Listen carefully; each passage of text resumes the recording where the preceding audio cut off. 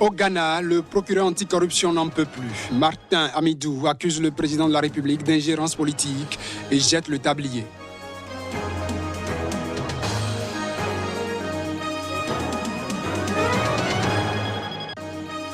Jacob Zuma, l'ancien président sud-africain, enfin présent devant une commission anticorruption. Déjà une requête, il récuse le président.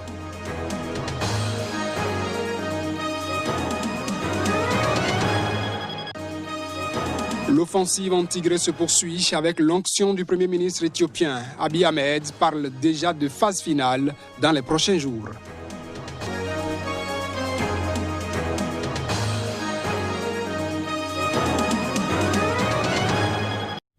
Bonjour et bienvenue à ce bulletin d'information sur Sika TV. Le procureur anticorruption au Ghana a démissionné lundi soir, 3 semaines avant l'élection présidentielle. Martin Amidou accuse le chef de l'État, Nana Akufo-Addo, d'ingérence politique dans son travail. L'ancien procureur général a affirmé qu'il restait convaincu qu'il n'était plus en mesure d'exercer en toute indépendance son travail dans une lettre de démission adressée au président et rendue publique. Vous avez à tort pensé que je pourrais exercer ma fonction de procureur spécial comme votre caniche, a-t-il écrit dans sa lettre. Cette démission intervient avant l'élection présidentielle du 7 décembre prochain. L'actuel président Nana Akufo-Addo, candidat à sa réélection, affrontera l'ancien chef d'État John Mahama dans ce scrutin qui s'annonce serré. La nomination de Martin Amidou par le président Akufo-Addo en février 2018 avait suscité l'espoir au Ghana, pays considéré comme un modèle de démocratie en Afrique de l'Ouest, mais où la corruption demeure un problème persistant. Amidou accuse notamment le président d'avoir tenté de lui faire enterrer un rapport explosif concernant une société offshore créée par le gouvernement pour gérer les redevances minières du pays, premier producteur d'or en Afrique. Cette société devait entrer à la bourse de Londres en septembre et permettre de lever 500 millions de dollars. Mais son introduction sur les marchés a été suspendue après que des organisations de la société civile aient dénoncé des risques de corruption. Pour les autorités, ce projet de vente devrait aider financièrement le Ghana à faire face à la crise économique provoquée par la pandémie de coronavirus. Dans sa lettre, Amidou accuse également le chef de l'État d'essayer d'être juge et partie, alors que le rapport pointe des pratiques négatives dans la lutte contre la corruption au sein de la présidence. La présidence n'avait pas encore réagi ce mardi midi à ces accusations, mais le pouvoir exécutif a récemment affirmé qu'il agissait de façon transparente dans ce dossier. 5 figures de l'opposition interpellées la semaine dernière en Guinée dans la foulée des violences qui ont suivi la réélection controversée du président Alpha Condé ont été inculpés pour atteinte aux intérêts fondamentaux de la nation. Ils ont été écroués à la prison civile de Conakry. Les précisions. Incarcérés depuis 5 jours dans les locaux de la police judiciaire, Selou Baldé, Ousmane Gawal Diallo, Abdoulaye Ba et Etienne Soropogui ont été déférés ce lundi devant un juge d'instruction du tribunal de Dixin dans la banlieue de Conakry. Ce dernier les a inculpés de fabrication et détention d'armes de guerre et atteinte aux intérêts fondamentaux de la nation. Selon leurs avocats, les 5 figures de l'opposition ont été placées sous mandat de dépôt et transférés à la prison civile de Conakry. Nos clients sont toujours séparés les uns des autres, a déclaré ce lundi Maître Béavogui à un groupe de journalistes. Ils sont confiants, le moral au beau fixe, parce qu'ils sont convaincus de leur innocence. Ils sont simplement poursuivis pour des raisons politiques, a-t-il ajouté. Le procureur du tribunal de Dixin n'a pas souhaité s'exprimer.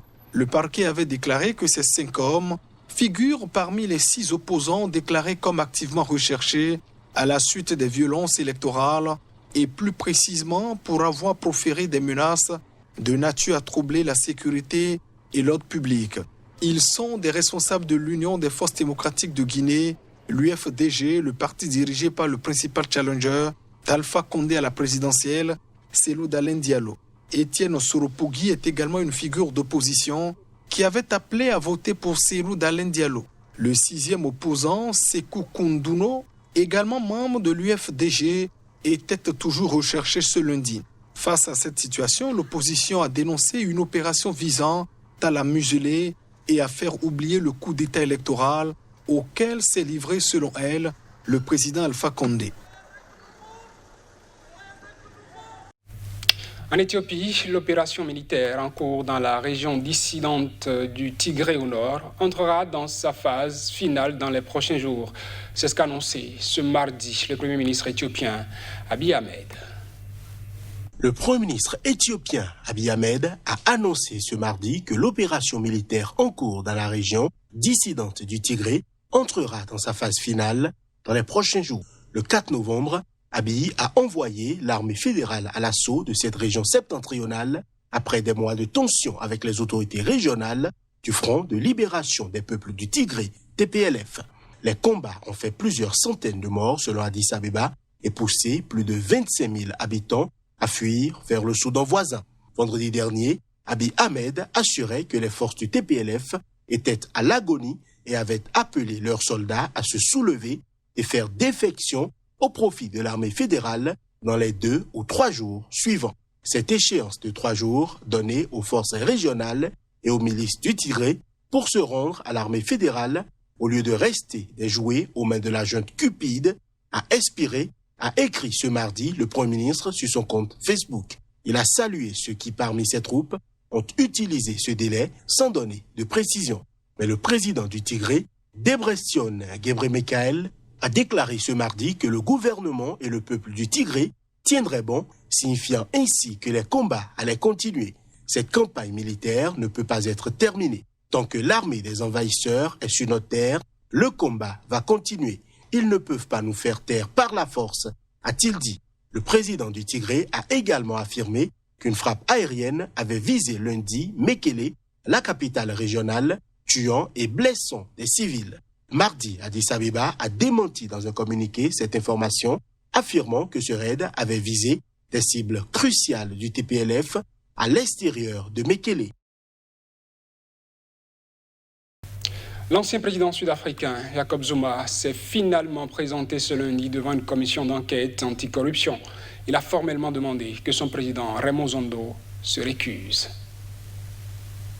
Depuis une apparition lors d'une convocation en juillet 2019, l'ex-président avait plusieurs fois fait faux bond, invoquant tour à tour sa santé ou sa préparation juridique dans une autre affaire. La commission l'avait alors assigné à comparaître cette semaine.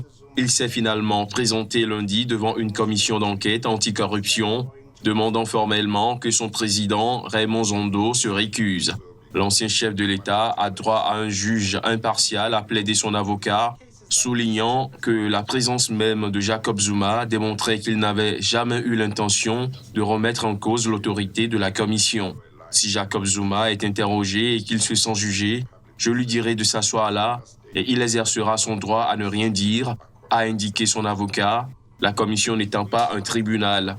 Jacob Zuma avait formellement déposé une requête évoquée dès septembre pour que Raymond Zondo se récuse, mettant en cause son impartialité à travers des liens personnels.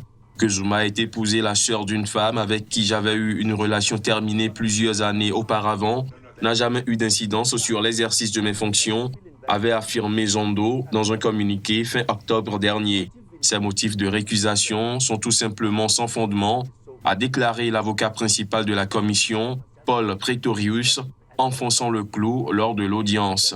Âgé de 78 ans, Jacob Zuma est soupçonné d'avoir généralisé le pillage des ressources de l'État et accordé de juteux contrats publics à une sulfureuse famille d'hommes d'affaires, les Gupta. Englué dans les scandales, il avait été poussé à la démission. L'ancien président est aussi poursuivi dans une affaire de pot de vin, vieille de plus de 20 ans, accusé d'avoir touché des commissions du groupe français Thales dans le cadre d'un énorme contrat d'armement. Le ministre tunisien du Tourisme, Habib Amar, a annoncé lundi quelques assouplissements et aides financières pour tenter de limiter l'effet dévastateur des restrictions liées à la pandémie de la Covid-19 sur le secteur crucial du tourisme, dont les revenus ont chuté. Parmi les mesures figure le versement aux salariés du secteur au chômage technique et aux guides touristiques d'une indemnité mensuelle de 200 dinars, soit 80 €, a indiqué Habib Amar lors d'une conférence de presse. Le tourisme, fragilisé par un modèle économique basé sur des voyages de groupe organisés par des tours opérateurs, avait pâti de l'instabilité puis de l'insécurité après la révolution de 2011, avant de rebondir ces 3 dernières années jusqu'à dépasser les 9,5 millions de visiteurs l'an dernier. Mais les restrictions de voyage liées à la pandémie ont mis à genoux ce secteur convalescent et les professionnels se plaignent du manque de concrétisation des mesures annoncées jusqu'ici par les autorités. Concernant les revenus du tourisme, ils ont diminué de 62%, 61,7% pour ceux qui aiment la précision. Le nombre de nuitées touristiques a connu une diminution de 80,5%. Il y aura plus de souplesse dans l'application du mécanisme garant de l'attribution de prêts bancaires au profit des entreprises touristiques. Nous allons autoriser les touristes qui viennent faire du camping dans le désert en respectant l'application du protocole sanitaire pour les touristes et en restant en voyage organisé. Selon la Fédération tunisienne du tourisme, 27 000 emplois sont menacés et 6 familles sur 10, dont le chef travaille dans le tourisme, risquent de tomber dans la pauvreté. En dépit de l'ouverture des frontières fin juin et de la dispense de tests PCR, jusqu'à récemment pour les touristes voyageant via des tours opérateurs, le nombre de nuitées touristiques a connu une diminution de 80,5%, a indiqué le ministre. Au 10 novembre, 1,8 million de touristes étaient entrés en Tunisie. Selon le ministère, une baisse de 77% par rapport à la même période l'an passé. Les recettes ont baissé de 60,3% à 693,2 millions d'euros sur la même période. Et c'est tout pour ce journal. Mesdames, Messieurs, merci de nous avoir suivis.